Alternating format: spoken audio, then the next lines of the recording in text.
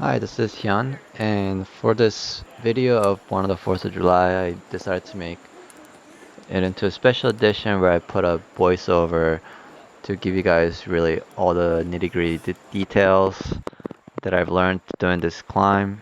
So this was a very long-term project for me this year. This was my year's goal.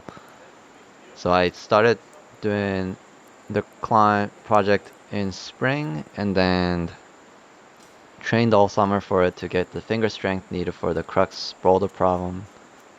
And then I worked on it more in the fall to finally send it on October 23rd. So right now I'm just going through some scrambling to get to the ledge where the real climb starts. And then once you're in this ledge, it's you can stand, shake out, and breathe to get really mentally ready for the climb. So the climb has like three parts. The below the roof face climbing, the roof problem, and then a really good rest after the roof, and then a top part of the climbing, which consists of the main crux of the route, which is about V6, and then rest of the really easy climbs to the top.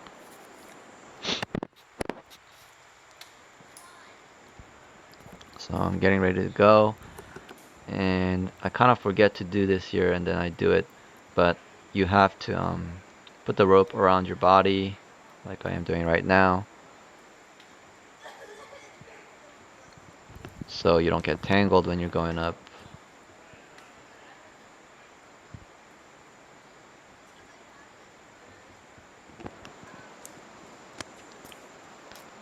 So this is kind of a bouldery sequence, but it's not too bad. I turn my right hand to go do the move.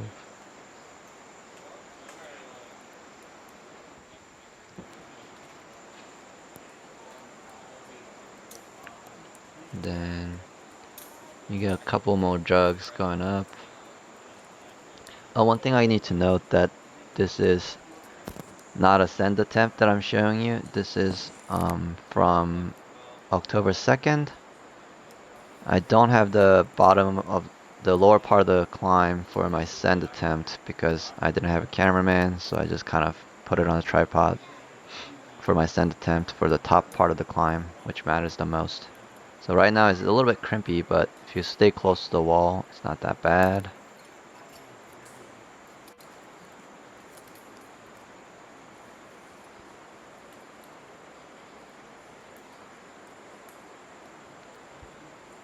And then here, if you press with your left hand, it makes it really easy to go to the next hold. So that was a really energy saving move, I thought. And you can shove your whole arm in there, and then there's a little crack in there that you can kind of jam your hand on. Then it's a pretty good rest. And if you turn your shoulder, I'm not doing it here, but if you turn your left shoulder into the wall, kind of like how I'm positioned right now, it it makes the jam better and less straining for your shoulder. The next rail section is pretty easy.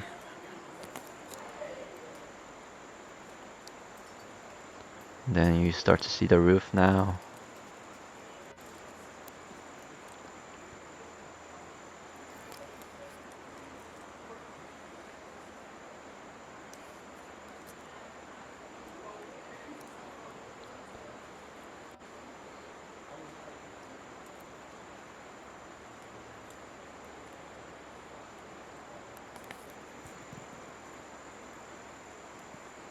So it's good to put your right foot pretty low.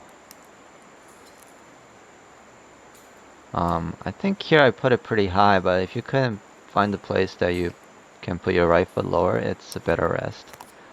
I try to not rest on here too much. The right hand you're grabbing onto the pretty good jug, but I feel like I didn't get that much out of it at this spot, so I just opted to move really quick through it. So here comes the boulder sequence through the roof. Yeah, right here is very tensiony. requires a lot of like front lever type of strength. And then here I cut feet, and there's some campusing involved. And then I put my feet up. A lot of people campus another one, but I think this feet first move really saves a lot of energy. Notice I skipped a clip there. A lot of people skip the clip there when they're trying to go for the sand. Yeah, it saves a ton of energy. Okay, now is the sand attempt. And I do the toe hook here. It makes it really nice.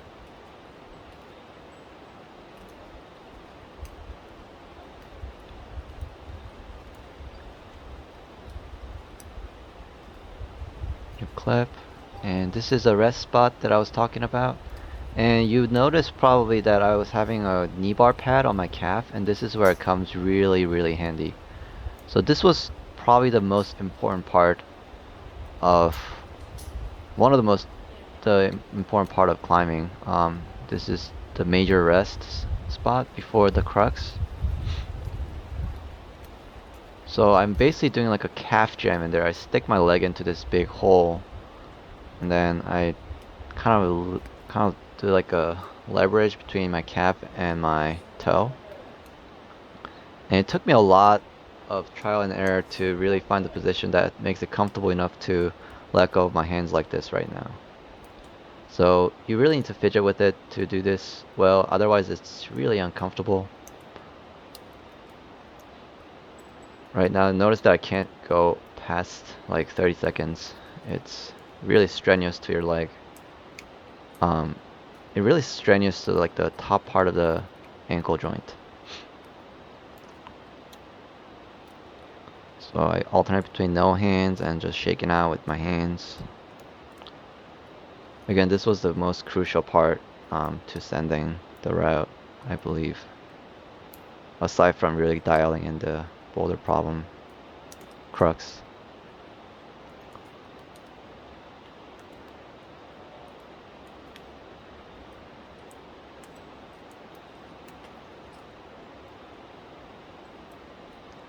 Alright, now I'm starting to go again.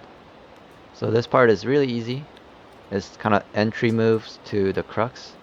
So this is another really great rest spot. A lot of people rest here a lot. I don't, because I rested enough at the bottom at the no hands rest section.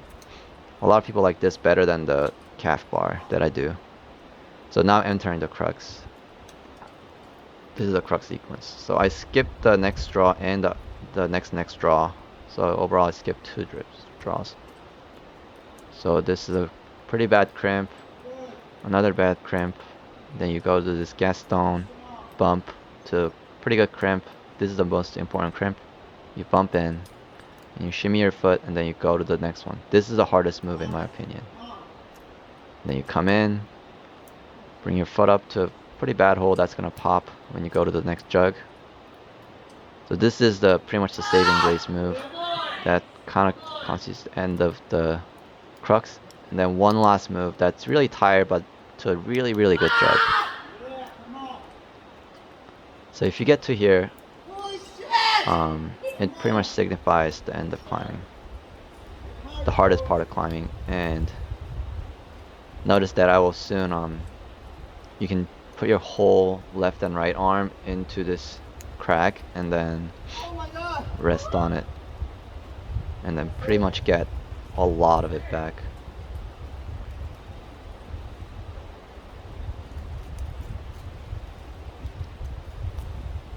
So there are a couple like really detailed movements that I've learned that helps get through this crux part. I think it's about V6. It's very overhanging and very crimpy, which makes it really hard. And the exposure makes it really scary too, so there's a lot of scare factor to it, especially if you're skipping 2 draws. But skipping cliffs here is, I think, is very safe because you're very far off the ground.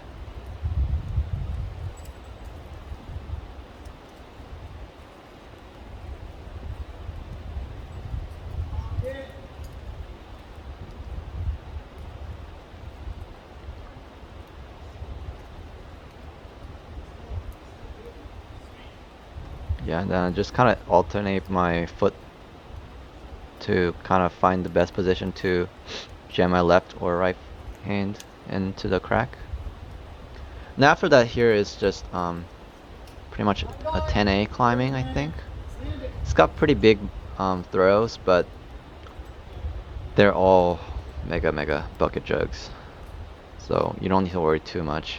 Just keep the composure and just march on.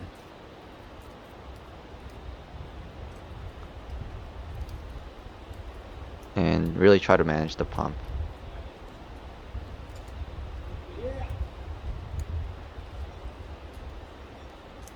Here I missed the clip the first time. So I clip it again the second try, and then I was kind of scared here, thinking that I might blow it.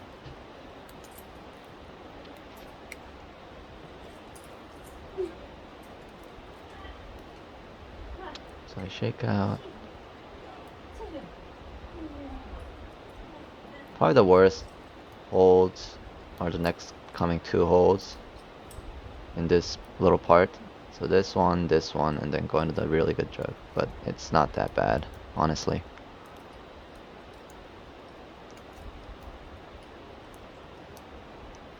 Then rest is pretty easy.